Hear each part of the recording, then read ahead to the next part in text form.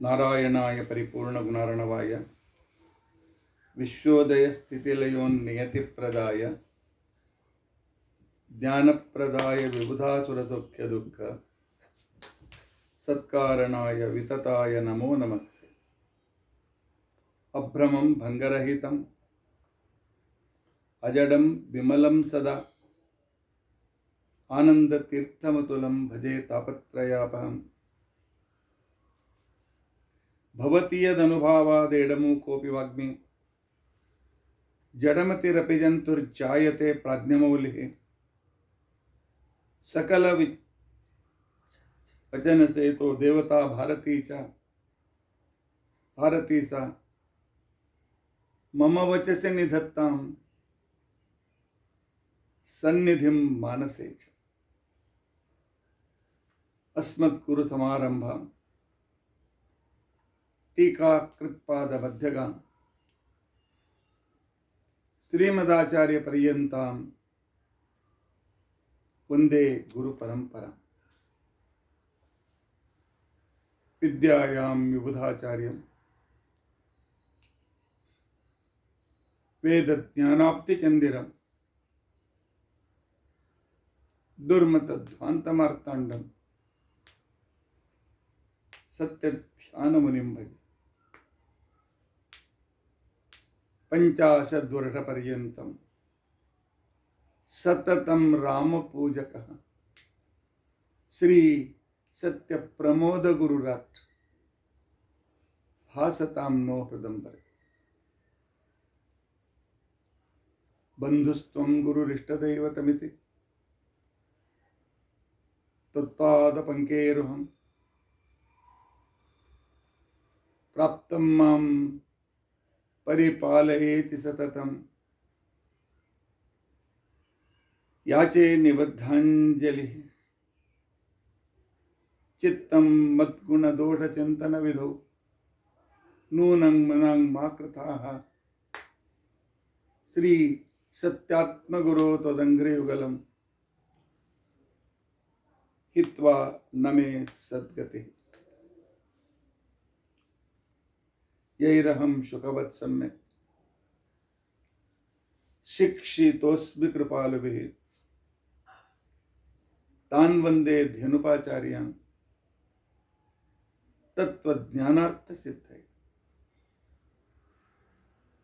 श्री गुरुभ्यो नमः। हरिः ओम हरिः ओम हरिः ओम।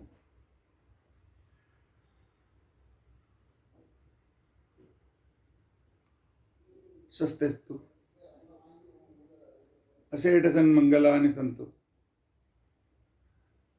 श्लोकैकश्रवणपठनमात्रेण वक्तुश्च श्रोतॄणां निखिल कलिकृत कल्मषापनोदनपुटुतरे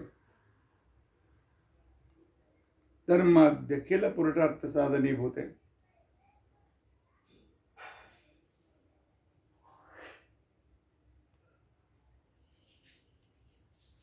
श्रीकृष्ण चारित्र मंजरी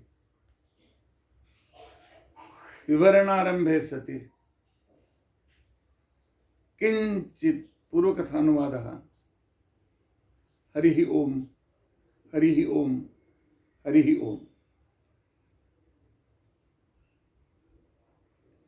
हरे राम राम राम हरे हरे,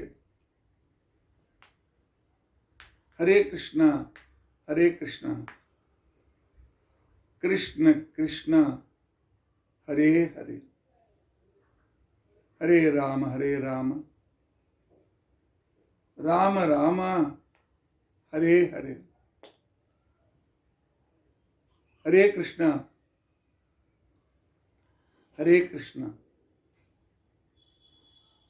कृष्ण कृष्ण हरे हरे, हरे राम राम राम हरे हरे, हरे कृष्णा कृष्ण कृष्ण हरे हरे।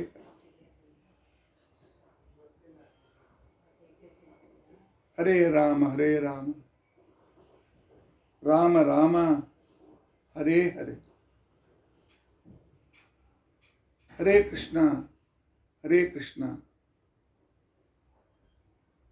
ಕೃಷ್ಣ ಕೃಷ್ಣ ಹರೇ ಹರೇ ರಾಮ ರಾಮ ರಾಮ ಹರೇ ಹರೇ ಹರೇ ಕೃಷ್ಣ ಕೃಷ್ಣ ಹರೇ ಹರೇ ಶ್ರೀ ಗುರುಭ್ಯೋ ನಮಃ. ಹರಿ ಓಂ ಹರಿ ಓಂ ಹರಿ ಓಂ.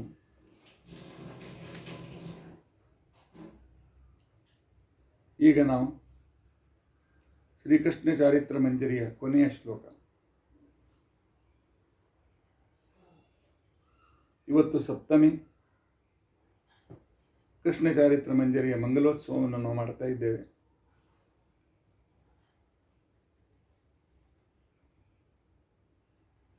ಪರಮಾತ್ಮ ಶ್ರೀಕೃಷ್ಣ ರೂಪದಿಂದ ಅವತರಿಸಿದ, ಅವನ ಅನೇಕ ಲೀಲೆಗಳನ್ನು ವರ್ಣಿಸಿದ ಮಂತ್ರಾಲಯ ಪ್ರಭುಗಳು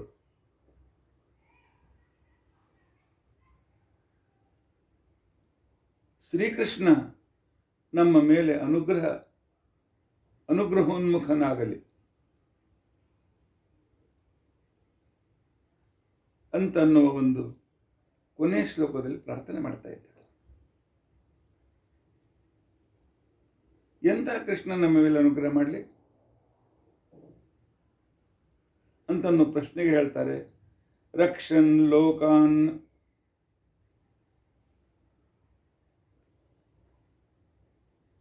ಪರಮಾತ್ಮ ಭರವಸೆ ಕೊಟ್ಟಿದ್ದಾನೆ. ರಕ್ಷತೀತ್ಯವ ವಿಶ್ವಾಸ, ನನ್ನ ಮೇಲೆ ವಿಶ್ವಾಸ ಇಡಿ.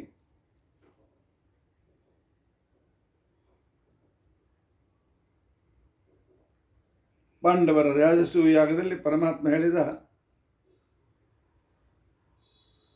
ನಿಮ್ಮ ರಕ್ಷಣೆಯ ಜವಾಬ್ದಾರಿ ನನ್ನದು ಅಂತ ತಿಳ್ಕೊಂಡಂತೆ.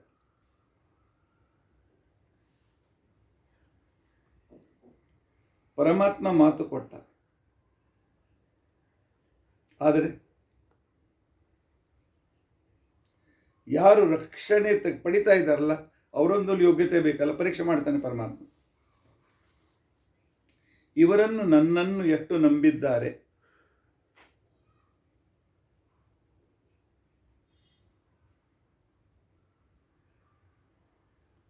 ಭಗವಂತನನ್ನು ಎಲ್ಲಿವರೆಗೆ ನಂಬಬೇಕು?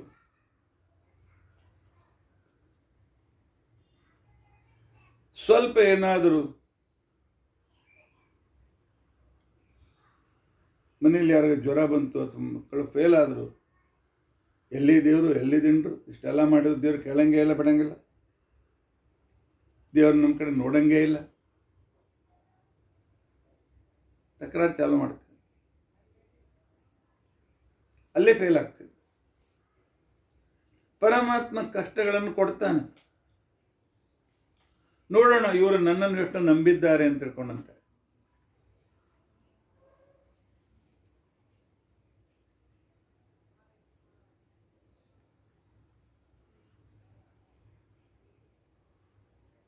ರಘುವರ್ಯ ತೀರ್ಥರು ಕೊಪ್ಪರ ಗ್ರಾಮದಲ್ಲಿ ಬಂದಾಗ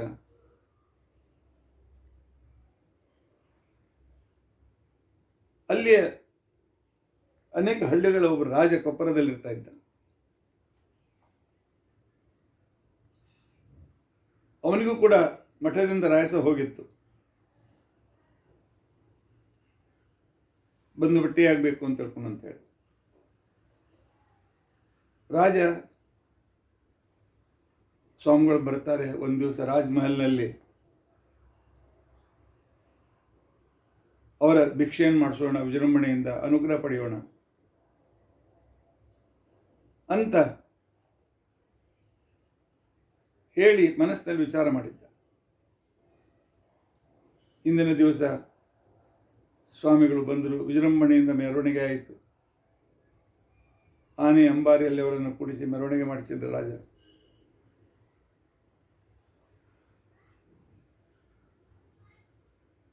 ಮರುದಿವಸ ಬೆಳಗ್ಗೆ ಊರಿನ ವತಿಯಿಂದ ಸ್ವಾಮಿಗಳಿಗೆ ಭಿಕ್ಷೆ. ಅದರ ಮರುದಿವಸ ರಾಜ ತನ್ನ ಮನೆಗೆ ಸ್ವಾಮಿಗಳನ್ನು ಕರೆಯಬೇಕು ಅಂತೇಳಿ ತಯಾರು ಮಾಡಿಕೊಂಡಿದ್ದ. ಗುರುಗಳ ಮೇಲೆ ವಿಶ್ವಾಸ. ಆದರೆ ವಿಶ್ವಾಸ ಗಾಳಿಯಲ್ಲಿ ತೂರಿ ಹೋಗುವಂಥ ಘಟನೆ ನಡೀತು ಅವನ ಮನೆಯಲ್ಲಿ. ಸ್ವಾಮಿಗಳು ಬಂದ ಹಿಂದಿನ ದಿವಸ ರಾತ್ರಿ ಬಂದಿದ್ದರು. ಮರುದಿವಸ ಬೆಳಿಗ್ಗೆ ಆಟ ಆಡ್ತಾ ಇರುವಾಗ ರಾಜಕುಮಾರ ಮೇಲಿನಿಂದ ಬಿದ್ದು ಕೆಳಗೆ ಬಿದ್ದು ಸತ್ತು ಹೋಗ್ಬಿಟ್ಟ. ಜನರಂದರು, ಎಲ್ಲಿ ಗುರುಗಳು? ನಂಬಿದ್ರಲ್ಲ, ಗುರುಗಳು ಊರಿಗೆ ಬಂದಾಗ ನಿಮ್ಮ ಮಗ ಸತ್ತೋದ. ಆದರೆ ರಾಜನಿಗೆ ಇಲ್ಲ, ಇಲ್ಲಿ ಗುರುಗಳ ನನ್ನ ಪರಾರ್ಧ ಕರ್ಮ, ಇಲ್ಲಿ ಗುರುಗಳದೇನು ತಪ್ಪಿದೆ? ಅವರು ಪರಮಾನುಗ್ರಹಶಾಲಿಗಳು. ಗುರುಸ್ಮರಣೆಯಿಂದ ಸಕಲ ಆಪತ್ತು ಪರಿಹಾರ. ಇದ್ರ ಬಗ್ಗೆ ನನಗೆ ವಿಶ್ವಾಸ ಇದೆ.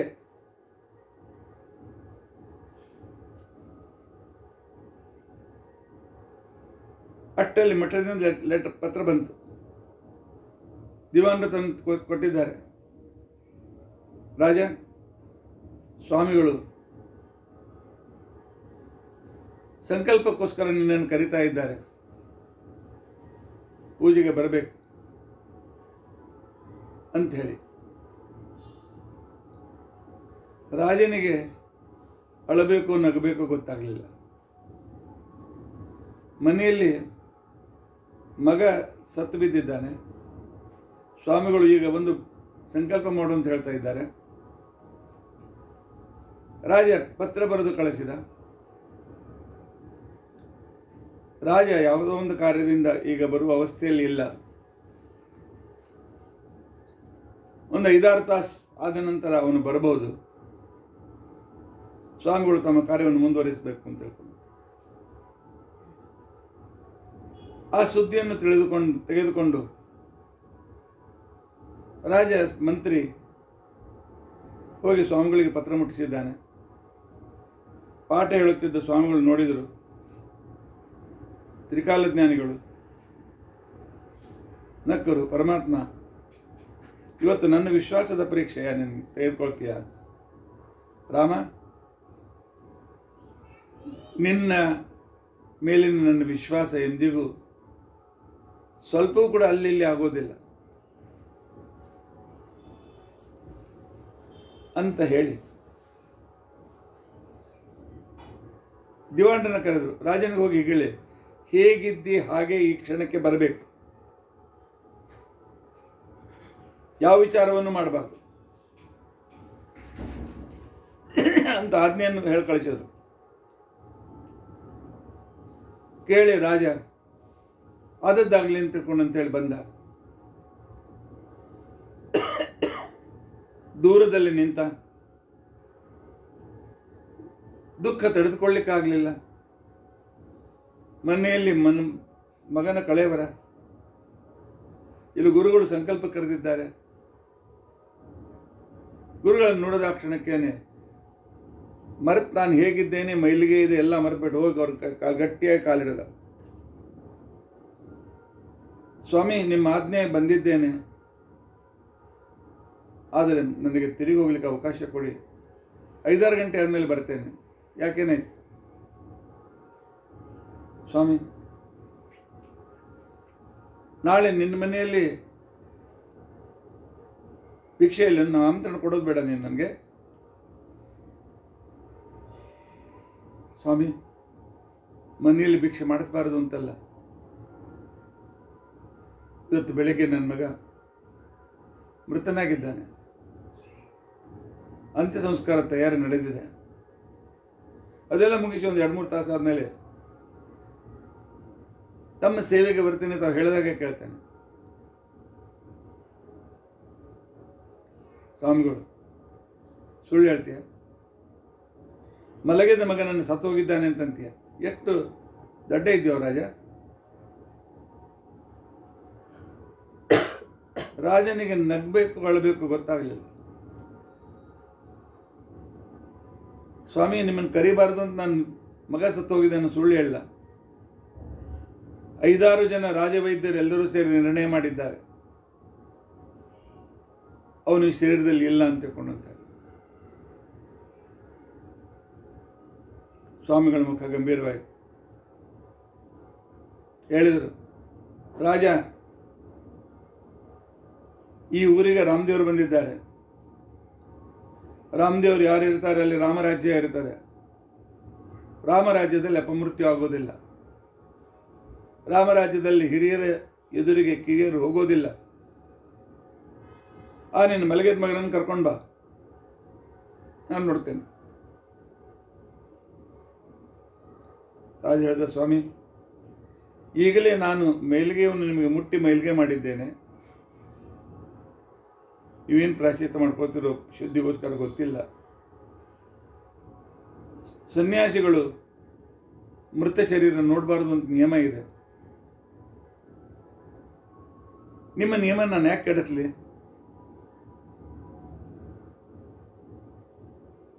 ಹೋಗ್ಲಿಕ್ಕೆ ಅನುಮತಿ ಕೊಡಿ. ಮಗನ ಅಂತ ಸಂಸ್ಕಾರ ಮಾಡಿ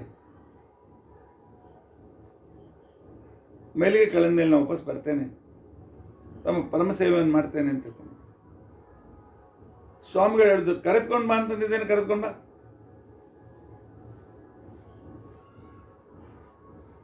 ರಾಜನಿಗನಿಸ್ತು, ಇಷ್ಟು ಆತ್ಮವಿಶ್ವಾಸ ಸ್ವಾಮಿಗಳಿಗೆ, ಏನು ಅತ್ಯಾಶ್ಚರ್ಯ ನಡೀಬಹುದು. ಸ್ವಾಮಿಗಳು ರಾಜನ ಮೃತ ಮಗನನ್ನು ತಮ್ಮ ಎದುರಿಗೆ ತರಿಸ್ತಾ ಇದ್ದಾರೆ ಅನ್ನೋ ಸುದ್ದಿ ಊರೆಲ್ಲ ಸಾವಿರಾರು ಜನ ಸೇರಿದ್ದಾರೆ. ಆ ಮೃತ ಮಗನ ಕಳೆಯವರನ್ನು ತಂದು ಸ್ವಾಮಿಗಳ ಎದುರಿಗೆ ಮಲಗಿಸಿದ್ದಾರೆ. ಸ್ವಾಮಿಗಳು ತಮ್ಮ ಬುಟ್ಟಿಯಿಂದ ಮಂತ್ರಾಕ್ಷತೆ ತೆಗೆದುಕೊಂಡಿದ್ದಾರೆ, ಅಭಿಮಂತ್ರಣ ಮಾಡಿದ್ದಾರೆ. ಮನಸ್ಸಲ್ಲಿ ಹೇಳಿದ್ದಾರೆ, ರಾಮ, ನಾನು ನಿನ್ನ ಮೇಲೆ ಇಟ್ಟ ವಿಶ್ವಾಸದ ಪರೀಕ್ಷೆ. ನೀನಿದ್ದಲ್ಲಿ ಅಪಮೃತ್ಯು ಆಗೋದಿಲ್ಲ ಅಂತ ಸ್ಮರಿಸಿ, ರಾಜಕುಮಾರ ಹೇಳಪ್ಪ, ಎಷ್ಟು ಗಡನಿದ್ದೆ ಮಾಡ್ತಾ ಇದ್ದಿ, ಹೇಳು ಅಂತ ಮಂತ್ರಾಕ್ಷತೆ ಹಾಕಿದ್ರು. ನಿದ್ದೆಯಿಂದ ಎದ್ದು ಕುಳಿತವನಂತೆ ರಾಜಕುಮಾರ ಎದ್ದು ಕುಳಿತ. ಕಣ್ಣನ್ನು ಹೊಸೆದುಕೊಂಡು, ಎಲ್ಲ ರಾಪ್ಪ, ಇಷ್ಟೆಲ್ಲ ಮಂದಿ ಯಾಕೆ ಅಂತ ಕೇಳ್ತಾ ಇದ್ದಾನೆ. ರಾಜ ಓಡಿ ಹೋಗಿ ಮಗನನ್ನು ಅಪ್ಪಿಕೊಂಡಿದ್ದಾನೆ. ಒಂದೇ ಸಮನೆ ಆನಂದಾಶ್ರಗಳನ್ನು ಸುರಿಸ್ತಾ ಇದ್ದಾನೆ. ಮಗನನ್ನು ತಂದು ಸ್ವಾಮಿಗಳ ಪಾದಕ್ಕೆ ಹಾಕಿದ್ದಾನೆ. ಇದಕ್ಕೆ ಅಂತಾರೆ ದೇವರಲ್ಲಿ ವಿಶ್ವಾಸ ಇಡುವುದು ಅಂತ ತಿಳ್ಕೊಂಡು.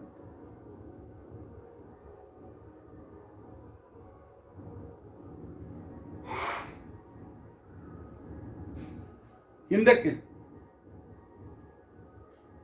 ಒಬ್ಬ ರಾಜ ಆಗಿ ಹೋದ. ಮಹಾಭಾರತ ಕೆಲದಲ್ಲಿ, ಜೈಮಿನಿ ಮಹಾಭಾರತದಲ್ಲಿ ಬರ್ತದೆ.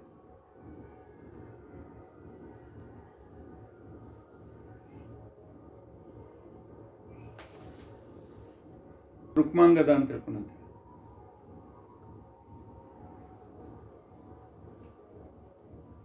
ಅವನಿಗೆ ಏಕಾದಶಿ ವ್ರತದ ಮೇಲೆ ಬಹಳ ದೊಡ್ಡ ವಿಶ್ವಾಸ, ಅತಿ ವಿಶ್ವಾಸ. ರಾಜ್ಯದಲ್ಲಿ ಆಜ್ಞೆ ಮಾಡಿದ, ಯಾರು ಏಕಾದಶಿ ದಿವಸ ನೀರನ್ನು ಕೂಡ ಕುಡಿಯುವಂತಿಲ್ಲ, ನಿಮ್ಮ ಪ್ರಾಣಿಗಳಿಗೂ ನೀರು ಹುಲ್ಲು ಹಾಕುವಂತಿಲ್ಲ, ಕೈಕೂಸಿನ ಮಕ್ಕಳಿಗೆ ಹಾಲು ಕುಡಿಸುವಂತಿಲ್ಲ. ಯಾಕೆ? ದೇವರು ಏಕಾದಶಿ ವ್ರತ ಮಾಡ್ತಕ್ಕಂಥವರನ್ನು ರಕ್ಷಣೆ ಮಾಡ್ತೇನೆ ಅಂತ ಹೇಳಿದ್ದಾನೆ. ಅಲ್ಲಿ ವಿಶ್ವಾಸ ಇಡೋಣ. ಎಲ್ಲರೂ ಏಕಾದಶಿ ವ್ರತ. ರಾಜ್ಯ ಅಂದಮೇಲೆ ದಿನಕ್ಕೊಂದು 10-20 ಜನ ಸಾಯಬೇಕು. 1 ವರ್ಷ ಆಯಿತು. ಯಮಲೋಕದಲ್ಲಿ ನರಕ ಅರ್ಧ ಖಾಲಿ. ಯಾಕೆ? ಈ ರಾಜ್ಯದಿಂದ ಒಬ್ಬರು ಬರ್ತಾ ಇಲ್ಲ. ಸ್ವರ್ಗ ಹೌಸ್ಫುಲ್ ಆಯಿತು.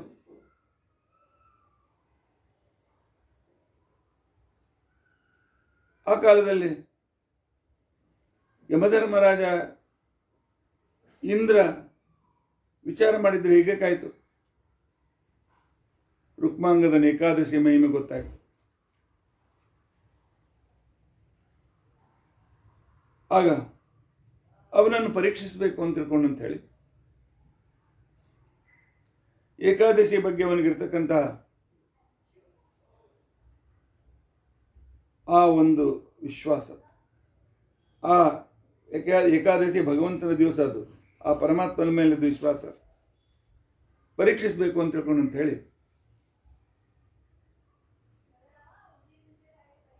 ದೇವತೆಗಳೆಲ್ಲ ಸೇರಿ ಒಬ್ಬ ಹೆಣ್ಮಗಳನ್ನು ಸೃಷ್ಟಿ ಮಾಡಿದ್ದಾಳೆ. ಅವಳ ಹೆಸರು ಮೋಹಿನಿ ಅಂತ ತಿಳ್ಕೊಂಡಂತೆ. ಅವಳು ಬಂದಿದ್ದಾಳೆ. ರಾಜ ಉದ್ಯಾನದಲ್ಲಿದ್ದಾಗ ಅವನನ್ನು ಸಂಧಿಸಿದ್ದಾಳೆ. ದೇವತೆಗಳು ಕಳಿಸಿದ ರೂಪಸಿ, ಯಾವನಿದ್ರೂ ಮೋಹಿತನಾಗಬೇಕು. ರಾಜನ್ ಯಾರಂತ ಕೇಳಿದಾಗ, ನಿಮ್ಮನ್ನು ವರಿಸಲು ಬಂದಿರತಕ್ಕಂಥ ನಾನು ವಿಶಿಷ್ಟ ಅಲೌಕಿಕ ಕನ್ಯಾ ಅಂತ ತಿಳ್ಕೊಂಡು ಅಂತ ಹೇಳಿದಾಗ, ರಾಜ ಹಾಗಾದ್ರೆ ನನ್ನ ವರಿಸ್ತೀಯ ಅಂತ ತಿಳ್ಕೊಂಡಿದ್ದೆ. ನಿನ್ನನ್ನು ವರಿಸೋದಕ್ಕೋಸ್ಕರ ಬಂದಿದ್ದೇನೆ. ರಾಜ ಮದುವೆಯಾದ 2-3 ದಿವಸದ ನಂತರವೇ ಅವಳ ಬಣ್ಣ ಬಯಲಾಗಲಿ ಪ್ರಾರಂಭ ಆಯಿತು. ನನ್ನ ಬಿಟ್ಟೆಲ್ಲೂ ಹೋಗುವ ಅಂತೆಲ್ಲ. ಇಷ್ಟು ರೂಪಸಿ, ಇಂಥ ಒಂದು ಸುಖ ಕೊಟ್ಟಿದ್ದಾಳೆ ಅವನಿಗೆ. ಅವಳನ್ನು ಕ್ಷಣ ಬಿಟ್ಟು ಹೋಗ್ಲಿಕ್ಕೆ ಆಗ್ತಿರಲಿಲ್ಲ. ರಾಜ್ಯದ ಕಡೆಗೆ ಲಕ್ಷ್ಯ ಎಲ್ಲ, ಮಂತ್ರಿಗಳನ್ನು ಎಲ್ಲ ನೋಡ್ಕೊಳ್ಳಿ ಅಂತಕೊಂಡು ಹೇಳಿದ್ದಾನೆ. ಮೊದಲನೇ ಹೆಂಡತಿ ಮಕ್ಕಳನ್ನು ಕೂಡ ಮರೆತುಬಿಟ್ಟಿದ್ದಾನೆ. ರಾಜ್ಯ ಕಾರ್ಯಗಳಲ್ಲಿ ಆಸಕ್ತಿ ಉಳಿಯಲಿಲ್ಲ. ಅವಳು ಇಂಥ ಭಕ್ಷ್ಯ ಬೇಕು ಅಂದಂತ ಭಕ್ಷ್ಯ ಮಾಡುತ್ತಾ ಇದ್ದಾನೆ, ಇಂಥ ತಿನ್ನಬೇಕು ಅಂದರೆ ತಿಂತಾ ಇದ್ದಾನೆ, ಇಂಥ ಒಂದು ವಿಶಿಷ್ಟತೆ ಬೇಕು ಅಂತಂದ್ರೆ ಬೇಕು ಮಾಡ್ತಾ ಇದ್ದಾನೆ.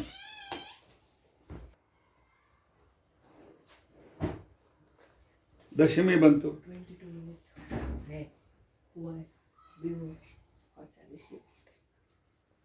ದಶಮಿ ಬಂತು.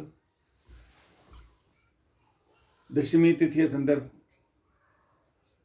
ಅಖಂಡ ವ್ರತ ಮಾಡ್ತಕ್ಕಂಥವನು ರಾತ್ರಿ ಊಟ ಮಾಡೋದಿಲ್ಲ ಅಂತ ಹೇಳಿದ. ಮೋಹಿನಿ ರಾಣಿ ರಂಪಾಟ ಹತ್ತು ಕರೆದು ರಂಪಾಟ ಮಾಡಿದ್ಲು. ನನ್ನ ಜೊತೆ ಕೂತು ಉಣ್ಲಿಕ್ಕೆ ಬೇಕು, ನಾನು ಕೂತು ಉಣಿಸಿದ್ದನ್ನು ಉಣ್ಲೇಬೇಕು ಅಂತ ತಿಳ್ಕೊಂಡು ಅಂತೇಳಿ ಆಗ್ರಹ ಆಯಿತು. ಕೊನೆಗೆ ಏನು ಹಣ್ಣು ಗಿಣ್ಣು ತಿಂದಂತೆ ಮಾಡಿ ಅವಳನ್ನು ಸಂತೋಷಪಡಿಸಿ. ಮರುದಿವಸ ಏಕಾದಶಿ. ಅವಳು ಇವತ್ತಿನ ದಿವಸ ಭಕ್ಷ್ಯ ಭೋಜ್ಯಗಳಾಗಬೇಕು. ಅದರಲ್ಲೂ ಕೂಡ ಒಳ್ಳೆ ಜಿಂಕೆಯ ಮಾಂಸದ ಅಡಿಗೆ ಆಗಬೇಕು. ಇವತ್ತು ನಾನೇ ನಿಮಗೆ ಉಣಿಸ್ತೇನೆ ಅವನು ಹೇಳ್ದ. ಮೋಹಿನಿ, ಇವತ್ತೊಂದು ದಿವಸ ಬಿಡು, ಏಕಾದಶಿ, ನಾನು ನೀರು ಸುಧಾ ಕುಡಿಯೋದಿಲ್ಲ. ಏನು ಮಧ್ಯಾಹ್ನ 12 ಗಂಟೆ ಆದರೂ ಅವಳು ಹಠ ಬಿಡಲಿಲ್ಲ. ಅವನನ್ನು ಹೇಳಲಿಕ್ಕೆ ಬಿಡಲಿಲ್ಲ. ನಾನು ಹೇಳ್ದು, ನಾನು ಇಲ್ಲೇ ಯಾರನ್ನ ಊಟ ಮಾಡಿ ನನ್ನ ಜೊತೆ ನಾನು ಮಾಡಿದ ಊಟ ಮಾಡಿ ಮಾಡಲಿಕ್ಕೆ ಬೇಕು, ನನ್ನ ಇಚ್ಛೆ ಪೂರೈಸಲಿಕ್ಕೆ ಬೇಕು.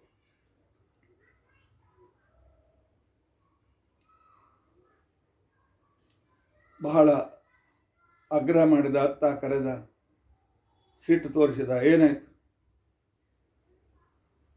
ಕೊನೆಗೆ ಅವಳು ಹೇಳ್ತಾಳೆ, ಒಂದು ಕೆಲಸ ಮಾಡಿದರೆ ನಿಮಗೆ ಇವತ್ತು ಏಕಾದಶಿ ಮಾಡಲಿಕ್ಕೆ ನಾನು ಬಿಡ್ತೇನೆ. ಏನಂತ ಕೇಳಿದ. ಏನಿಲ್ಲ, ನಿಮ್ಮ ಮಗ ಧರ್ಮಾಂಗದ 16-18 ವರ್ಷದ ಯುವಕ, ನೀವೇ ಕರಗಸದಿಂದ ಅವನ ತಲೆಯಿಂದ ಅರ್ಧ ಭಾಗ ಕತ್ತರಿಸಿ ಅರ್ಧ ಶರೀರ ನನಗೆ ತಂದು ಕೊಡಬೇಕು. ಆಗ ನಿಮಗೆ ಏಕಾದಶಿ ಮಾಡಲಿಕ್ಕೆ ನಾನು ಬಿಡ್ತೀನಿ ಅಂತ. ಮಗನನ್ನು ಕತ್ತರಿಸಿ ಕೊಡಬೇಕು, ಇಲ್ಲ ಏಕಾದಶಿ ವ್ರತ ಬಿಡಬೇಕು. ನೀವು ಹೇಗಿದ್ದು ಏನು ಮಾಡ್ತಿದ್ದೀವಿ, ಆಯ್ತು ಬಿಡು ತೊಗೊಂಬ ತಿಂತೀನಿ ಅಂತ. ರುಕ್ಮಾಂಗದ ಮಗನಿಗೆ ಹೇಳಿ ಕಳಿಸಿದ, ಧರ್ಮಾಂಗದ ಏಕಾದಶಿ ಸಲುವಾಗಿ ನೀನು ಬಲಿ ಆಗಬೇಕಾಗಿದೆ. ಅವನು ಸುದ್ದಿ ತಿಳಿದಾಕ್ಷಣಕ್ಕೆ ಓಡಿ ಬಂದ, ಅಪ್ಪ ಬಲಿ ಕೊಡಿ ನನ್ನನ್ನು, ಏಕಾದಶಿ ವ್ರತ ಬಿಡಬೇಡಿ. ಪರಮಾತ್ಮನ ತಿಥಿ ಏಕಾದಶಿ ವ್ರತ ಮಾಡಿದರೆ ಪರಮಾತ್ಮ ನಮ್ಮನ್ನು ರಕ್ಷಣೆ ಮಾಡ್ತಾನೆ ಅನ್ನೋ ವಿಶ್ವಾಸ, ರಕ್ಷತಿ ತೇವ ವಿಶ್ವಾಸ. ಧರ್ಮಾಂಗದನನ್ನು ಕೂಡಿಸಿದ್ದಾನೆ. ಕರಗಸ, ದೊಡ್ಡ ಕರಗಸ ತೆಗೆದುಕೊಂಡಿದ್ದಾರೆ. ಒಂದು ಕಡೆಯಲ್ಲಿ ಮೊದಲಿನ ರಾಣಿ ಹಿಡಿದಿದ್ದಾಳೆ, ಇನ್ನೊಂದು ಕಡೆಯಲ್ಲಿ ರುಕ್ಮಾಂಗದ ತಲೆ ಮೇಲೆ ಕರಗಸ ಇಟ್ಟು ಕತ್ತರಿಸಬೇಕು ಅನ್ನುವಷ್ಟರಲ್ಲಿ ಮೋಹಿನಿ ಮಾಯವಾಗಿದ್ದಾಳೆ. ಇಂದ್ರ, ಯಮಧರ್ಮರಾಜ, ಆ ನಂತರ ಪರಮಾತ್ಮ ಪ್ರತ್ಯಕ್ಷರಾಗಿದ್ದಾರೆ. ರುಕ್ಮಾಂಗದ ಗೆದ್ದೆ. ದೇವರಲ್ಲಿ ಎಷ್ಟು ವಿಶ್ವಾಸ, ಎಲ್ಲಿಯವರೆಗೂ ಇಡಬೇಕು ಅಂತ ಅನ್ನೋದನ್ನು ನಿನ್ನನ್ನು ನೋಡಿ ಕರೆಯಬೇಕು. ಇದಕ್ಕೂ ಮೀರಿ ವಿಶ್ವಾಸ ಮಾಡಿರ್ತಕ್ಕಂಥವರು ಪಾಂಡವರು. ದುರ್ಯೋಧನ ದುಶ್ಯಾಸನಿಗೆ ಆಜ್ಞೆ ಮಾಡಿದ್ದಾನೆ, ಹೋಗು ದ್ರೌಪದಿಯನ್ನು ಎಳೆದುಕೊಂಡು ಬಾ. ದಾಸಿ ಅವಳು, ದಾಸಿ ಬಟ್ಟೆ ಉಟ್ಕೊಳ್ಬೇಕು ಅಂತೇನಿಲ್ಲ. ಅವಳ ಸೀರೆಯನ್ನು ಸೆಳೆದ, ನಾವೇನದೊಂದು ಹರಕು ಬಟ್ಟೆಯನ್ನು ಕೊಡೋಣ ನೋಡೋಣ.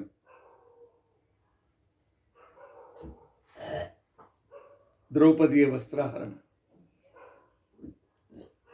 ದ್ರೌಪದಿಯ ಕೂದಲಿಗೆ ಕೈ ಹಾಕಿ ಎಳೆದುಕೊಂಡು ಬಂದಿದ್ದಾನೆ. ದುಶ್ಯಾಸನ ಎಲ್ಲರ ಎದುರಿಗೆ ಅವಳ ಸೆರಗನ್ನು ಹಿಡಿದಿದ್ದಾನೆ. ಭೀಷ್ಮ, ದ್ರೋಣ ಎಲ್ಲರೂ ಕೆಳಗೆ ಮುಖ ಮಾಡಿದ್ದಾರೆ. ಧರ್ಮರಾಜ ಕೆಳಮುಖ ಮಾಡಿದ್ದಾನೆ.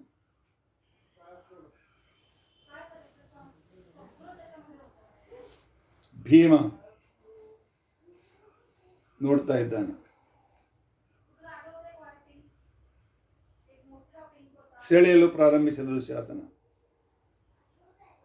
ಪಾಂಡವರು ಯಾವ ಧರ್ಮ ಹೇಳ್ತಾರೆ? ಹೆಂಡತಿಯ ಮಾನ ಹೋಗ್ತಾ ಇದ್ರು ಸುಮ್ಮನೆ ಕೂತ್ಕೊಳ್ಳಿ. ಯಾಕೆ? ಅಣ್ಣನ ಪ್ರತಿಜ್ಞೆ, ಅಣ್ಣನ ಪ್ರತಿಜ್ಞೆ. ನಾವೇನಾದರೂ ಅಣ್ಣನ ವಿರುದ್ಧ ಹೋದರೆ ಅವನು ಓಡಿ ಹೋಗ್ತಾನೆ, ಅವನು ರಾಜ್ಯ ಬಿಟ್ಟು ಹೋಗ್ತಾನೆ, ಅಥವಾ ಮತ್ತೆ ಏನಾದ್ರು ಮಾಡ್ಕೊಳ್ತಾನೆ, ಅಪಮಾನ ಆಯಿತು ಅಂತ ತಿಳ್ಕೊಂಡು ಅಂತೇಳಿ. ಅದಕ್ಕೆ ಬೇಡ. ಹೆಂಡತಿಯ ಮಾನ ಉಳಿಸಬೇಕು, ಅಣ್ಣನ ಮಾತನ್ನು ಕೇಳಬೇಕು. ಈ ಒಂದು ದ್ವೈವಿಧ್ಯದಲ್ಲಿ ಎಲ್ಲರೂ ಹೇಳ್ತಾರೆ, ಎಂಥ ಹುಚ್ಚುತನ, ಎಂಥ ಧರ್ಮ ಅದು. ಹೆಂಡತಿಯ ಮಾನ ಉಳಿಸೋ ಧರ್ಮ, ಅಣ್ಣನ ಮಾತು ಕೇಳೋ ಧರ್ಮ. ಪಾಂಡವರು ಧಾರ್ಮಿಕರಂತನ್ಬೇಕೆ? ಅವರನ್ನು ಹೇಳಿ ಅಂತ ಯಾಕನ್ಬಾರ್ದು? ಎಲ್ಲರ ಎದುರು ಹೆಂಡತಿಯ ಸೀರೆ ಸೆಳೀತಾ ಇದ್ದಾರೆ. ಅದು ರಜಸ್ವಲಿದೆ.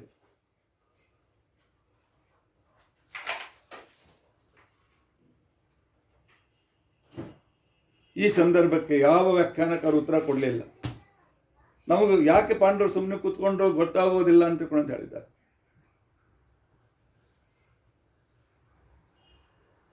ಶ್ರೀಮದಾಚಾರ್ಯರು ಉತ್ತರ ಕೊಡ್ತಾರೆ. ಪಾಂಡವರು ಒಂದೇ ಒಂದು ವಿಶ್ವಾಸದಿಂದ ಸುಮ್ಮನಿದ್ದಾರೆ. ಕೃಷ್ಣ ನಮ್ಮ ರಕ್ಷಕನಿದ್ದಾನೆ, ಅವನೇ ದ್ರೌಪದಿಯ ಮಾನ ರಕ್ಷಣೆ ಮಾಡ್ತಾನೆ. ರಕ್ಷತಿ ಇತ್ತೇವ ವಿಶ್ವಾಸ. ಆ ವಿಶ್ವಾಸ ನಮ್ಮಲ್ಲಿ ಇದ್ದರೆ, ಅಷ್ಟು ವಿಶ್ವಾಸ ನಮ್ಮಲ್ಲಿ ಇರೋದಿಲ್ಲ, ಮಾತು ಬೇರೆ. ಎಷ್ಟು ಸಾಧ್ಯವಿದೆ ಅಷ್ಟು ವಿಶ್ವಾಸವನ್ನು ಇಟ್ಟರೆ ಪರಮಾತ್ಮ ನಮ್ಮ ಕೈ ಬಿಡೋದಿಲ್ಲ.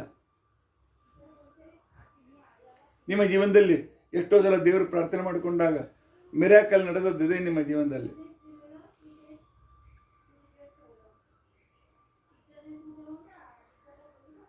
ನಮ್ಮ ಸಂಬಂಧಿಕರು ಅವರಿಗೆ ಯಾವುದೋ ಒಂದು ನ್ಯೂಮೋನಿಯಾದಿಂದ ಸೀರಿಯಸ್ ಆಯ್ತು. ಡಾಕ್ಟರ್ ಸೀರಿಯಸ್ ಅಂತ ಹೇಳಿದ್ರು. ವಿದೇಶದಲ್ಲಿ ಮಗನಿಗೆ ಇಮಿಡಿಯೇಟ್ಲಿ ಬಾಂತಿಕೊಂಡು ಅಂತ ಹೇಳಿದ್ರು, ಕರೆಕಳಿಸಿದ್ರು. ಆದರೆ ಅವರ ಸಂಬಂಧಿಕರ, ಅವರ ಹೆಂಡತಿಯರ ದೇವರಲ್ಲಿಯ ಪ್ರಾರ್ಥನೆ ಒಂದೇ ಒಂದು ಕ್ಷಣ, ಆ ಕ್ಷಣದಲ್ಲಿ ಅವರ ಸೀರಿಯಸ್ನೆಸ್ ಹೋಯಿತು. ಮತ್ತೆ ಡೇಂಜರ್ನಿಂದ ಹೊರಗೆ ಬಂದರು. ಮೋರ್ ದೆನ್ 30%, 40% ಆರ್ಗನ್ಸ್ ಫೇಲ್ ಆಗಿವೆ, ಡಾಕ್ಟರ್ ಹೇಳ್ತಿದ್ದಾರೆ. ಆದರೆ ಬಳಗದವರು ಪ್ರಾರ್ಥಿಸಿದ್ದಾರೆ. ಆ ಸಂಕಟದಿಂದ ಆ ವ್ಯಕ್ತಿ ಹೊರಗೆ ಬಂದಿದ್ದ. ಇಲ್ಲೇ ಮುಂಬೈಯಲ್ಲಿ ಒಂದು ಘಟನೆ, 1 ತಿಂಗಳೇ ಆಗಿರ್ಬೋದು. ನನಗೆ ಬೇಕಾದ ಒಬ್ಬರು ಭಕ್ತರು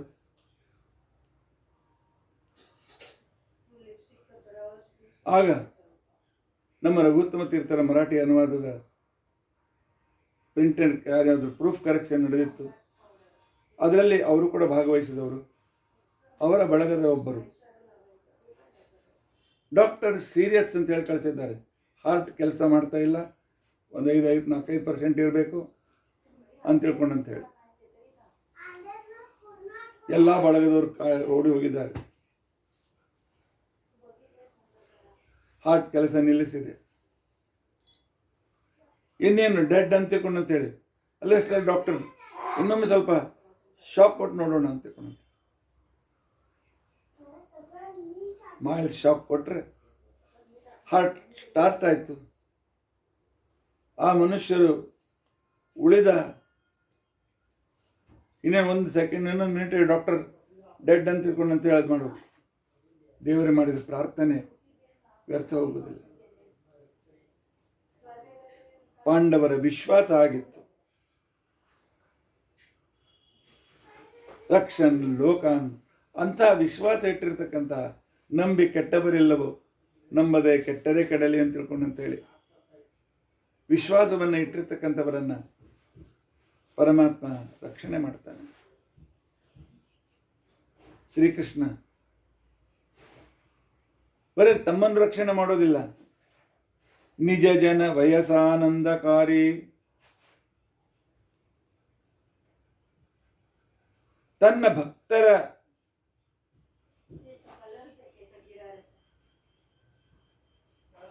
ತನ್ನವರು ಅಂತೇಳಿ ತಿಳಿದುಕೊಂಡು ಪರಮಾತ್ಮ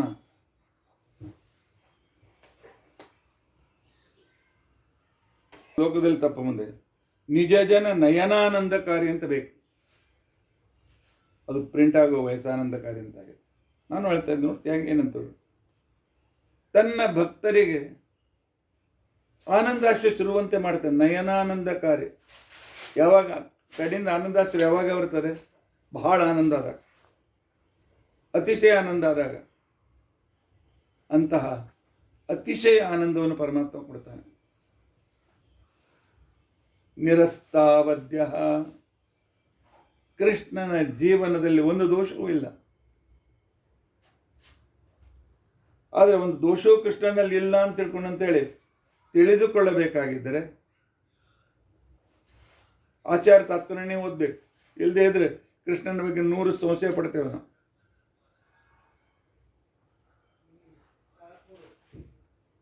ಆ ಪರಮಾತ್ಮನ ಶರೀರ ಎಷ್ಟು ತತ್ವಗಳಿಂದ ಮಾಡಲ್ಪಟ್ಟಿದೆ? 24 ತತ್ವ, 18 ತತ್ವ, 16 ತತ್ವ. ಯಾವ ತತ್ವದಿಂದಲೂ ಮಾಡಲ್ಪಟ್ಟಿದೆ. ಜ್ಞಾನ ಆನಂದಗಳ ಮೂರ್ತಿ ಅವನು. ಕಣ್ಣಿಗೆ ಕಾಣದ, ಕೃಪೆ ಮಾಡಿದರೆ ಕಣ್ಣಿಗೆ ಕಾಣುವಂಥ ರೂಪ ತೆಗೆದುಕೊಂಡು ತೋರಿಸುವ ಸೌಖ್ಯೈಕ ಮೂರ್ತಿ ಜ್ಞಾನಾನಂದ ಸ್ವರೂಪನಾಗಿರ್ತಕ್ಕಂಥವನು ಪರಮಾತ್ಮ.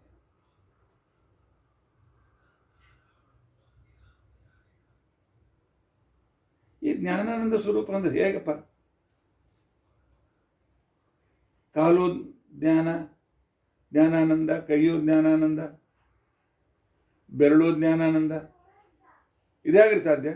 ಜ್ಞಾನಾನಂದ ಒಬ್ಬ ಮನುಷ್ಯ ಮನಸ್ಸಿನಿಂದ ಆಗಿರ್ಬೋದು, ಬುದ್ಧಿಯಿಂದ ಜ್ಞಾನಾನಂದಗಳು ಮನಸ್ಸು ಬುದ್ಧಿಗಳಿಂದ ಅನುಭವಿತವಾಗ್ತದೆ, ಅನುಭವಿಸಲ್ಪಡ್ತದೆ. ಇದು ಜ್ಞಾನಾನಂದ ಕಾರ್ಯ ಅಂತಕೊಂಡು ಕರೀತಾರೆ. ಸೌಖ್ಯೈಕ ಮೂರ್ತಿ. ಅದಕ್ಕೆ ಶಾಸ್ತ್ರದ ಉದಾಹರಣೆ ಕೊಡ್ತಾರೆ.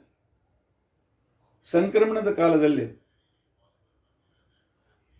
ಸಕ್ಕರೆಯ ಅಚ್ಚು, ಬೆಲ್ಲದ ಅಚ್ಚು ತಯಾರಿಸ್ತಾರೆ. ಬೆಲ್ಲದ ಹಸು, ಬೆಲ್ಲದ ಕುದುರೆ, ಬೆಲ್ಲದ ಆನೆ ಅಥವಾ ಸಕ್ಕರೆಯ ಆನೆ, ಸಕ್ಕರೆಯ ಹಸು, ಸಕ್ಕರೆ ಕುದುರೆ, ಅಲ್ಲಿ ಕಾಲು ಸಿಹಿ, ಆ ಕುದುರೆಯ ತಲೆಯೂ ಸಿಹಿ. ಹೇಗೋ ಹಾಗೆ ಪರಮಾತ್ಮ ಆನಂದ ಸ್ವರೂಪ, ಸೌಖ್ಯ ಧ್ಯಾನಾನಂದ ಸ್ವರೂಪ ಪರಮಾತ್ಮ.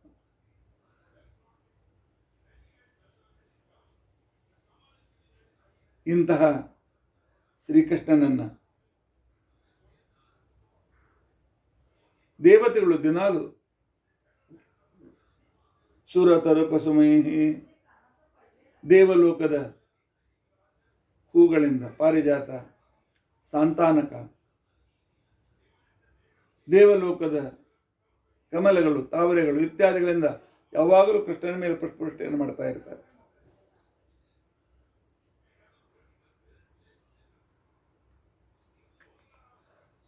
ಸಿದ್ಧರು, ಗಂಧರ್ವರು ಜಯ ಜಯ ಜಯ ಜಯ ಪರಮಾತ್ಮ ನಮಗೆ ದೇವವನ್ನು ತಂದು ಕೊಡಲಿ, ಪರಮಾತ್ಮ ನಮ್ಮ ಮೇಲೆ ಕೃಪೆ ಮಾಡಲಿ, ಪರಮಾತ್ಮ ನಮ್ಮ ಕಡೆಗೆ ನೋಡಲಿ, ಭಗವಂತ ನಮ್ಮ ಕಡೆಗೆ ಅನುಗ್ರಹೋನ್ಮುಖನಾಗಲಿ ಅಂತ ಹೇಳಿ ಸ್ತೋತ್ರ ಮಾಡ್ತಾ ಇದ್ದರೆ ಅಷ್ಟೇ ಸಂತೋಷದಿಂದ ಅಪ್ಸರೆಯರು ಕುಣಿತಾ ಇರ್ತಾರೆ. ಭಗವಂತನಿಗೆ ಮರ್ಯಾದೆ, ಆ ಒಂದು ವಿಶೇಷವಾದ ಸೇವೆ ಮಾಡುವುದಕ್ಕೋಸ್ಕರ.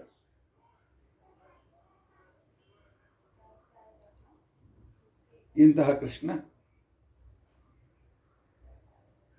ಒಬ್ಬಂಟಿಗನಲ್ಲ, ವಿಶ್ವಕುಟುಂಬಿ. ಸ್ತ್ರೀಭಿಃ ಪೌತ್ರೈಃ ಸ್ತ್ರೀಭಿಃ ಪುತ್ರೈಶ್ಚ ಪೌತ್ರೈಃ. ತಾನು ಪರಂಧಾಮಕ್ಕೆ ಹೋಗುವಾಗ ತನ್ನ ಹೆಂಡತಿ, ಮಕ್ಕಳು, ಬಂಧು ಬಾಂಧವರು, ಮೊಮ್ಮಕ್ಕಳ ಸಹಿತ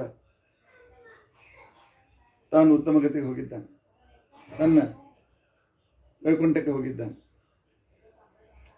ಆಚಾರ್ಯ ಸುಳ್ಳು ಹೇಳಬೇಡಿ ಅಂತ ನೀವನ್ಬೋದು. ಒಂದು ಕಡೆ ಹೇಳ್ತೀರಿ ಪ್ರಭಾ ಅವರನ್ನು ಯದುಕುಲವನ್ನು ತಾನೇ ಎದುರುಗಿದ್ದು ಎಲ್ಲರನ್ನೂ ಕೂಡ ತಾನೇ ಪಡೆದುಕೊಂಡವರು ಸಾಯುವಂತೆ ಮಾಡಿದ್ದಾನೆ ಅಂತ ತಿಳ್ಕೊಂಡು, ಯದುಕುಲದ ಉಪಸಂಹಾರ ಮಾಡಿದ್ದಾನೆ ಅಂತ ತಿಳ್ಕೊಂಡಿದ್ದಾರೆ. ಈಗ ಹೇಳ್ತೀರಿ ಎಲ್ಲರ ಜೊತೆಗೆ ಕರೆದುಕೊಂಡು ಹೊರಟಿದ್ದಾನೆ ಅಂತ ತಿಳ್ಕೊಂಡು. ಅಲ್ಲಿ ರುಕ್ಮಿಣಿ ಸತ್ಯಭಾಮ ಯೋಗದಿಂದ ಅದೃಶ್ಯರಾದರು. ಇನ್ನು ಕೆಲವರು ಕೃಷ್ಣನ ಜೊತೆ ಆ ಡಮ್ಮಿ ಶರೀರ ಜೊತೆಗೆ ಸಹಗಮನ ಮಾಡಿದರು. 16,100 ಜನರನ್ನು ಪರಮಾತ್ಮ ಅರ್ಜುನ ತನ್ನ ಜೊತೆ ಕರ್ಕೊಂಡು ಹೋದ. ಹಾಗೆಲ್ಲ ಕಥೆ ಸುಳ್ಳೆ. ಆ ಕಥೆನೂ ಸುಳ್ಳಲ್ಲ, ಈ ಕಥೆನೂ ಸುಳ್ಳಲ್ಲ. ಪರಮಾತ್ಮ ಏನು ಹೇಳಿದ್ದಾನೆ? ನನ್ನ ಯದುಕುಲವನ್ನು ಉಪಸಂಹಾರ ಮಾಡ್ತೇನೆ ಅಂತ ಹೇಳ್ಕೊಂಡಂತೇಳಿ. ಅವರನ್ನು ಸಾಯಿಸ್ತೇನೆ ಅಂತ ಅಂದಿಲ್ಲ. ಅವರನ್ನ ಈ ಲೋಕದಿಂದ ಬೇರೆ ಕಡೆ ಕರ್ಕೊಂಡು ಹೋಗ್ತೇನೆ ಅಂತ ತಿಳ್ಕೊಂಡು ಅಂತೇಳಿ ಒಂದು ರೂಪದಿಂದ ಜನರಿಗೆ, ನಾಸ್ತಿಕ ಜನರಿಗೆ, ಅಜ್ಞಾನಿಗಳಿಗೆ ಕೃಷ್ಣನ ಬಂಧುಗಳು ಸತ್ರು, ಕೃಷ್ಣನೂ ಸತ್ತ ಅಂತನ್ನು ಅಜ್ಞಾನ ವಿಪರೀತ ಜ್ಞಾನ ಕೊಟ್ಟು ಅವರಿಗೆ ಅಂದಂತ ಸಮಸ್ಯೆಗೆ ಅನುಕೂಲತೆಯನ್ನು ಮಾಡಿಕೊಟ್ಟು ಮತ್ತೊಂದು ರೂಪದಿಂದ ಅವರೆಲ್ಲರನ್ನು ತನ್ನ ಜೊತೆ ಕರೆದುಕೊಂಡು ಪರಮಾತ್ಮ ಪರಂಧಾಮಕ್ಕೆ ಹೋಗಿದ್ದ. ಹೋಗುವಾಗ ಕಲಿಯುಗದ ಜನರೇ ಗಾಬರಿ ಆಗಬೇಡಿ, ಕೃಷ್ಣ ದ್ವಾಪರಯುಗದಲ್ಲೇ ನಿನ್ನ ಲೋಕಕ್ಕೆ ಹೋಗ್ಬಿಟ್ಟು ನಮಗೆ ಯಾವಾಗ ದರ್ಶನ ಕೊಡ್ತೀಯ? ನಿಮಗೆ ಕೊಡ್ತೇನೆ ದರ್ಶನ. ನಿಮಗೆ ನಾನು ಭಾಗವತ ರೂಪದಿಂದ ದರ್ಶನ ಕೊಡ್ತೇನೆ. ನಿನ್ನೆ ಕೇಳಿದ್ರಲ್ಲ, ಭಾಗವತ ಪುಸ್ತಕವೇ ಪರಮಾತ್ಮ ಸ್ವರೂಪ ಅಂತ ತಿಳ್ಕೊಂಡು ಅಂತೇಳಿ. ನಿಮಗೆ ನಾನು ಗೋಪಾಲ ಮಂತ್ರದ ಮುಖಾಂತರ ದರ್ಶನ ಕೊಡ್ತೇನೆ. ಪರಮಾತ್ಮ ತನ್ನ ವಿಶಿಷ್ಟ ಸನ್ನಿಧಾನವನ್ನು ಭಾಗವತ ಗೋಪಾಲ ಮಂತ್ರಾದಿಗಳಲ್ಲಿ ಇಟ್ಟು ಉಡುಪಿಯ ಕೃಷ್ಣನ ರೂಪದಿಂದ ದರ್ಶನ ಕೊಡ್ತಾ, ಚಿಂತೆ ಮಾಡಬೇಡಿ, ನಮ್ಗೆ ದರ್ಶನ ಕೊಡ್ತಾ ಇದ್ದೇನೆ ಅಂತೇಳಿ ಆಶ್ವಾಸನೆ ಕೊಟ್ಟು ಆ ಪರಮಾತ್ಮ ನಮ್ಮಿಂದ ಸ್ತುತನಾಗಿ ಯಾವಾಗ ಪರಂಧಾಮಕ್ಕೆ ಹೋಗ್ತಾನೆ. ಇಂಥ ಭಗವಂತ ಸರ್ವ ಸಂಪತ್ ಸಮೃದ್ಧ, ಅಷ್ಟೈಶ್ವರ್ಯ ಸಂಪನ್ನನಾಗಿರ್ತಕ್ಕಂಥ ಶ್ರೀಕೃಷ್ಣ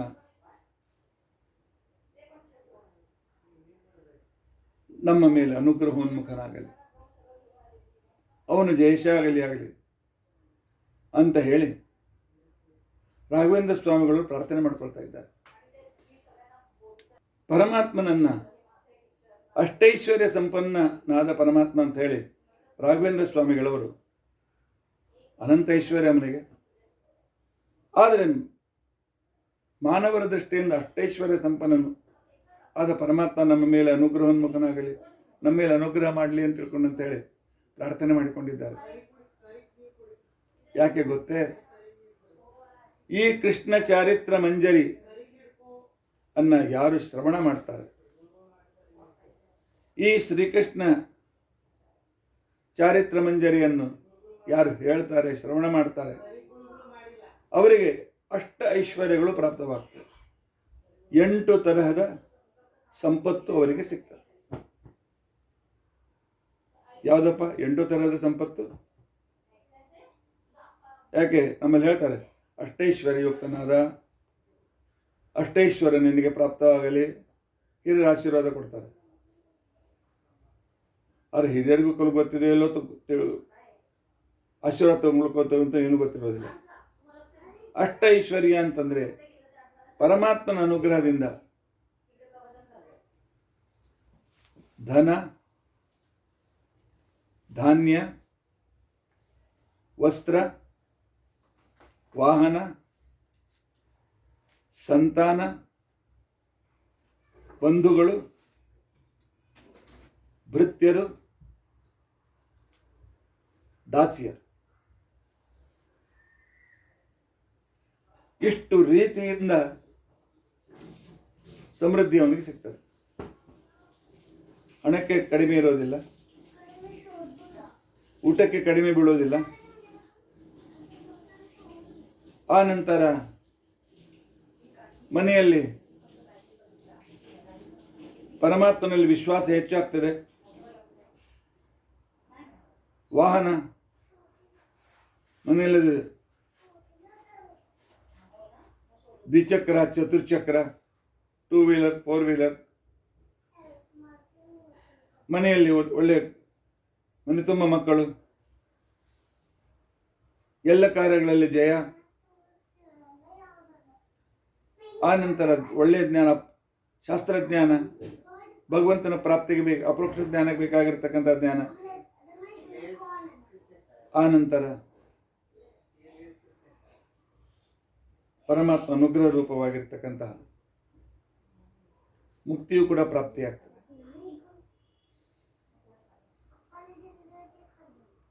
ಮಹಾಲಕ್ಷ್ಮಿ 8 ವಿಧದಿಂದ ನಮಗೆ ನೀವು ನನ್ನ ಗಂಡನ ಭಕ್ತರು ಅಂತ ತಿಳ್ಕೊಂಡಂಥೇಳಿ 8 ವಿಧದಿಂದ 8 ರೂಪದಿಂದ ನಮ್ಮ ಮೇಲೆ ಅನುಗ್ರಹ ಮಾಡ್ತಾಳೆ. ಅಷ್ಟ ಐಶ್ವರ್ಯಕ್ಕೆ ಅಭಿಮಾನಿನಿಯಾಗಿರ್ತಕ್ಕಂಥ ಮಹಾಲಕ್ಷ್ಮಿಯ ರೂಪ ಧನಲಕ್ಷ್ಮಿ, ಧಾನ್ಯಲಕ್ಷ್ಮಿ, ಧೈರ್ಯಲಕ್ಷ್ಮಿ, ಗಜಲಕ್ಷ್ಮಿ, ಸಂತಾನಲಕ್ಷ್ಮಿ, ವಿಜಯಲಕ್ಷ್ಮಿ, ವಿದ್ಯಾಲಕ್ಷ್ಮಿ, ಆದಿಲಕ್ಷ್ಮಿ ಅಥವಾ ಭೂಲಕ್ಷ್ಮಿ. ಮಹಾಲಕ್ಷ್ಮಿ 8 ರೂಪಗಳು. ಭಗವದ್ಭಕ್ತರಿಗೆ ಧನಲಕ್ಷ್ಮಿ ಹಣ, ಸಂಪತ್ತು, ಮನೆ ಇತ್ಯಾದಿಗಳನ್ನೆಲ್ಲವನ್ನು ಕೊಡ್ತಾಳೆ. ಧಾನ್ಯಲಕ್ಷ್ಮಿ ಎಂದಿಗೂ ಊಟಕ್ಕೆ ಕಡಿಮೆ ಬೀಳೋದಿಲ್ಲ. ಊಟಕ್ಕೆ ಕಡಿಮೆ ಬೀಳೋದಿಲ್ಲ ಅಂತ ಮನೇಲಿ ಬರೀ ಸಾಮಾನು ಇರ್ತದೆ ಅಂತ ಅರ್ಥ ಅಲ್ಲ. ಹಸುವಿನೂ ಆಗ್ತದೆ. ಇಲ್ಲರ ಕೆಲವರು ಮನೆಯಲ್ಲೆಲ್ಲ ಇರ್ತದೆ, ಹಸುವಿನೇ ಆಗೋದಿಲ್ಲ, ಏನು ತಿನ್ನುವಂಗಿಲ್ಲ, ಆ್ಯಸಿಡಿಟಿ ಆಗಲ್ಲ. ಒಳ್ಳೆಯ ಹಸಿವು, ಒಳ್ಳೆಯ ಆಹಾರ, ಅದರಿಂದ ಬರ್ತಕ್ಕಂಥ ಬಲ. ಮೂರನೇದು ಧೈರ್ಯಲಕ್ಷ್ಮಿ. ಪರಮಾತ್ಮನ ನಂಬಿದ್ದೇವೆ, ಭಗವಂತ ನಮ್ಮ ರಕ್ಷಣೆ ಮಾಡ್ತಾನೆ ಅಂತ ಅನ್ನೋ ಧೈರ್ಯ. ನಂಬಿ ಕೆಟ್ಟವರಿಲ್ಲವೋ ಅಂತ ತಿಳ್ಕೊಂಡಂತೇಳಿ ಅನ್ನುವ ಮಾತಿನ ಮೇಲೆ ಪೂರ್ತಿ ವಿಶ್ವಾಸ. ಸಂಕಟ ಬಂದಾಗ ಆ ಧೈರ್ಯದಿಂದ ದೇವರು ನನ್ನ ಪಾರು ಮಾಡ್ತಾನೆ ಅಂತ ತಿಳ್ಕೊಂಡಂತ ವಿಶ್ವಾಸದಿಂದ ಪಾರಾಗ್ತಾರೆ. ಗಜಲಕ್ಷ್ಮಿ ವಾಹನ. ಇಂದಿನ ಕಾಲಕ್ಕೆ ಕುದುರೆ ಆನೆಗಳು ವಾಹನವಾಗಿದ್ದರೆ ಈಗ 2 ವೀಲರ್ 4 ವೀಲರ್ ವಾಹನಗಳು ಎಲ್ಲ ಇದೆ. ಮಕ್ಕಳಿಲ್ಲದೆ ಇದ್ದರೆ ಮನೆ ಖಾಲಿ. ಇಲ್ಲ, ಸಂತಾನ ಲಕ್ಷ್ಮಿ ಮನೆ ತುಂಬ ಮಕ್ಕಳನ್ನು ಕೊಡ್ತಾಳೆ. ಸರಿ, ನಾವು ಮಾಡೋ ಕೆಲಸ ಎಲ್ಲ ಫೇಲ್ ಆಗ್ತಿದ್ರೆ, ಮೇಲಿಂದ ಮೇಲೆ ನಮಗೆ ಜೀವನದಲ್ಲಿ ಅಸಫಲತೆ ಸಿಗ್ತಾ ಇದ್ರೆ ಇಲ್ಲ, ವಿಜಯಲಕ್ಷ್ಮಿ ಎಲ್ಲ ಕಾರ್ಯದಲ್ಲಿ ನಮಗೆ ಜಯವನ್ನು ತಂದು ಕೊಡ್ತಾಳೆ. ಇದೆಲ್ಲ ಲೌಕಿಕವಾಯಿತು. ಮೋಕ್ಷವೆಂಬ ಸಂಪತ್ತಿ ಬೇಕು. ಅದಕ್ಕೆ ಜ್ಞಾನಲಕ್ಷ್ಮಿ, ವಿದ್ಯಾಲಕ್ಷ್ಮಿ ನಮಗೆ ಒಳ್ಳೆಯ ಶಾಸ್ತ್ರಜ್ಞಾನವನ್ನು ಕೊಟ್ಟು ನಮ್ಮ ಕಡೆಯಿಂದ ಸಾಧನೆ ಮಾಡಿಸಿಕೊಂಡು ನಮಗೆ ಅಪರೋಕ್ಷ ಜ್ಞಾನವನ್ನು ಕೊಡ್ತಾಳೆ. ಇನ್ನು ಆದಿಲಕ್ಷ್ಮಿ ಶ್ರೀಭೂ ಸಹಿತವಾದಂತಹ ಶ್ರೀದೇವಿ, ಭೂದೇವಿ ರೂಪದಿಂದ ಇರತಕ್ಕಂಥ ಮಹಾಲಕ್ಷ್ಮೀ ದೇವಿ ನಮಗೆ ಮೋಕ್ಷದಾಯಕಳಾಗ್ತಾಳೆ. ಈ 8 ಸಿಗಬೇಕಾಗಿದ್ದರೆ ಈ ಮೊದಲು 8 ದೇವರಲ್ಲಿರಬೇಕು. ಯಾಕೆ ಅವನು ಬಿಂಬನ ಪ್ರತಿಬಿಂಬ. ಈ ಇಂಥ ಸರ್ವ ಸಂಪತ್ ಸಮೃದ್ಧ, ಸರ್ವಗಳ ಸಂಪತ್ತು ಏನು 8 ಅಷ್ಟಶೇರು ಅಂತ ಕರೀತಾರೆ. ಈ 8 ಸಂಪತ್ತುಗಳಿಂದ ಪರಮಾತ್ಮ ತಾನು ಯುಕ್ತನಾಗಿದ್ದಾನೆ. ತನ್ನ ಭಕ್ತರಿಗೆ ಇದೆಲ್ಲವನ್ನು ಕೊಡ್ತಾನೆ. ಆದ್ದರಿಂದಾಗಿ ನಿಶ್ಚಿಂತರಾಗಿರಿ ಅಂಥೇಳಿ 28 ಶ್ಲೋಕದಲ್ಲಿ